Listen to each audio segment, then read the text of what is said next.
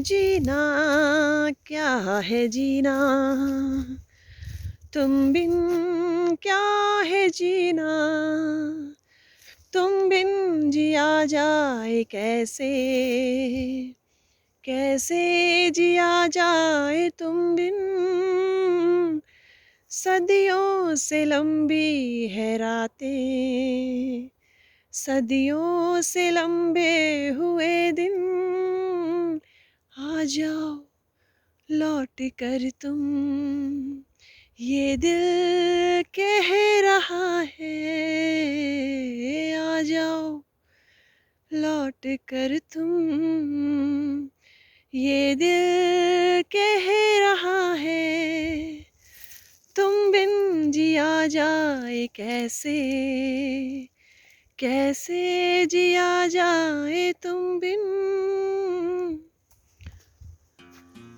Good morning, नमस्कार, कैसे हैं आप लोग? मैं तो बहुत अच्छी हूँ और आज पहुँच चुकी हूँ मैं खेत में काम करने के लिए।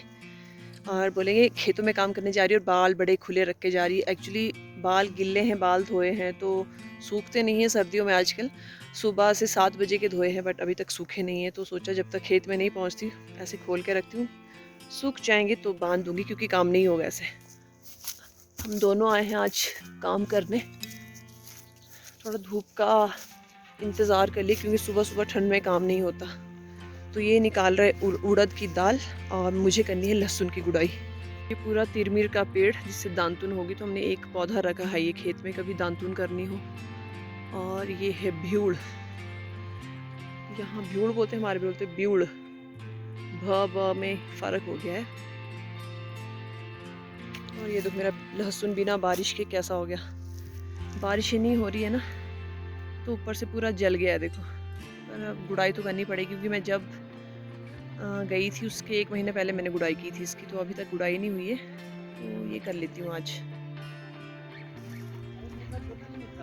और ये देखो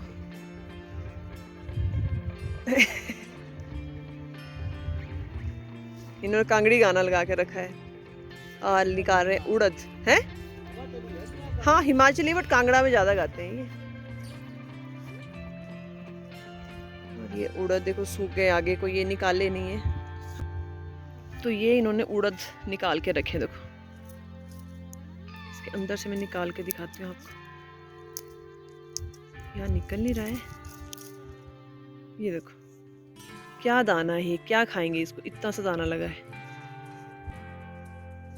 ऐसे छोटे छोटे दाने लगे हैं ये उड़द के।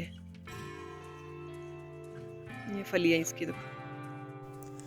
उड़द की दाल का ऐसा था, जितनी लगाई थी ना, ½ kg कि 1 kg लगाई थी वो, पर उसमें से ना थोड़ी सी भी नहीं निकली वो। और ये था मेन, उसमें छोटी छोटी प्लांटेशन की हुई है तो उसकी गुड़ाई भी हो जाती है और साथ में फसल भी लग जाती है। वो उसी पेड़ों के बीच में जो छोटी हमने अर्ली वैरायटी लगा के रखी है सेबों की, स्पर वाली, तो उसमें कुछ लगा तो है नहीं, पर चलो इस बहाने सेबों के जो छोटे पौधे उनकी गुड़ाई हो गई, केयर हो गई, घास निकल जाता है इस बहाने।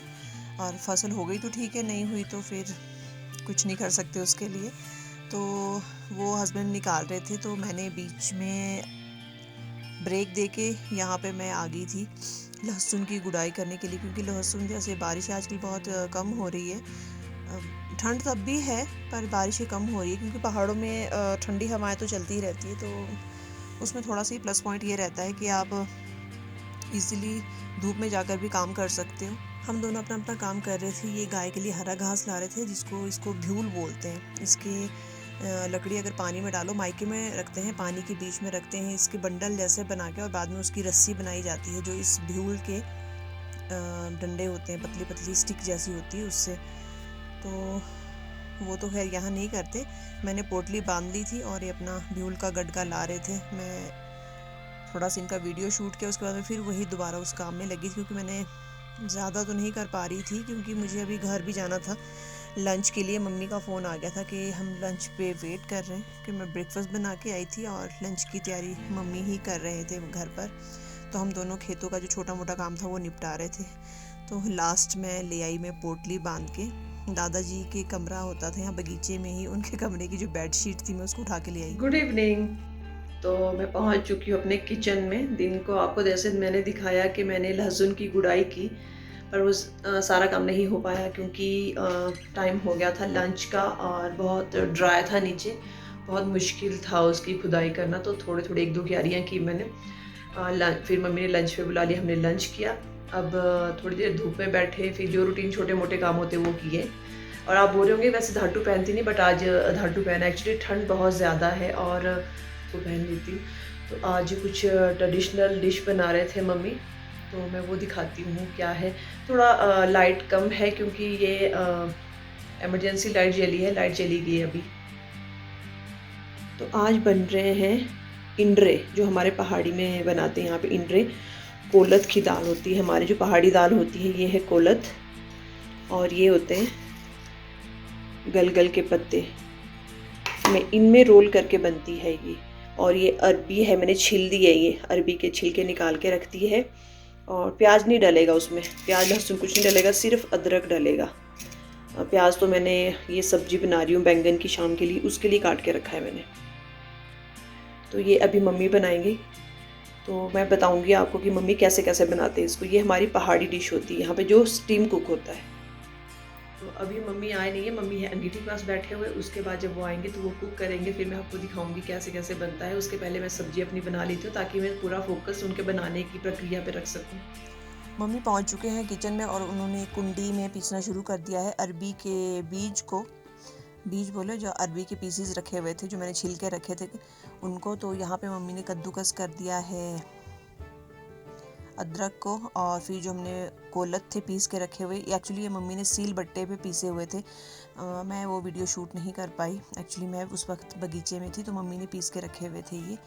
और फिर इसमें नमक डाला मम्मी ने, और नमक के बाद ज़ीरा, मेथी हल्की सी, और थोड़ा सा इसमें साबुत धनिया डाल सकते हो आप। इसमें हल्दी, प्याज और वो लहसुन वो नहीं डालता, सिर्फ इसमें अदरक डलता है। और या फिर लाल मिर्च जो होती है ना, लाल मिर्च आप जो साबुत वाली होती है ना, वो खड़ी, जैसे खड़े मसाले डलते हैं वैसा वो लाल मिर्च भी साबुत वाली डलती है। या हरी मिर्च के पीसेस करके आप इसमें डाल दो, पर लाल मिर्च ज़्यादा वो डालते हैं इसमें। पर जैसे अभी हमने पीस के रखी हुई थी सारी लाल मिर्च, तो हमने इसमें वो नहीं डाली।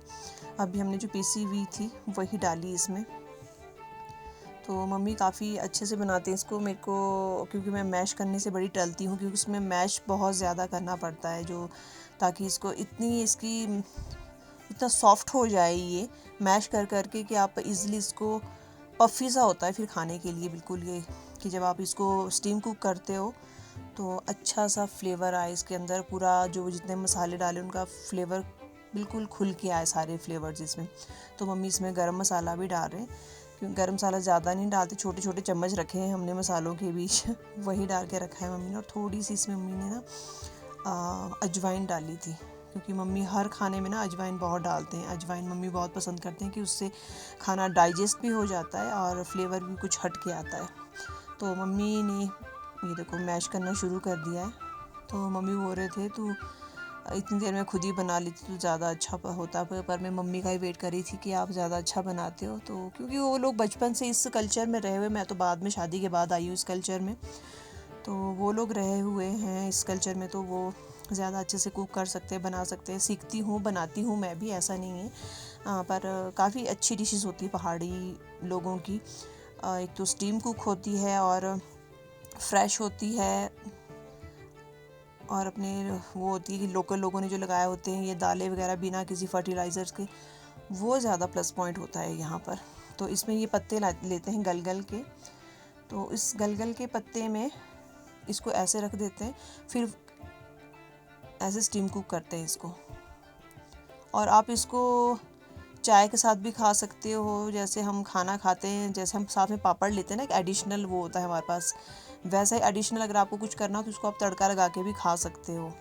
तो इसको फिर ऊपर से और कवर कर देंगे इन पत्तों से। जैसे गलगल के पत्ते शायद लोग नहीं जानते होते हैं, वो होता है जो नींबू की तरह बड़ा होता है ना साइज़ में, उसके पत्ते होते हैं, उसका फ्लेवर पूरा आ जाता है इनके अंदर। आप कभी घर में ट्राई करना कि किस तरीके से बनते हैं हमारे पहाड़ में ये। अब ज़्यादा मैं नेक्स्ट उसमें बताऊंगी आपको कभी कि कैसे सिलबट्टे में पीसे इसको और कैसी ये दाल होती है। एक्चुअली मैं वीडियो थोड़ा लेट बनाना शुरू किया, इसलिए माफ़ी चाहती हूँ। नेक्स्ट टाइम इसकी प्रक्रिया आपको पूरी बताऊंगी।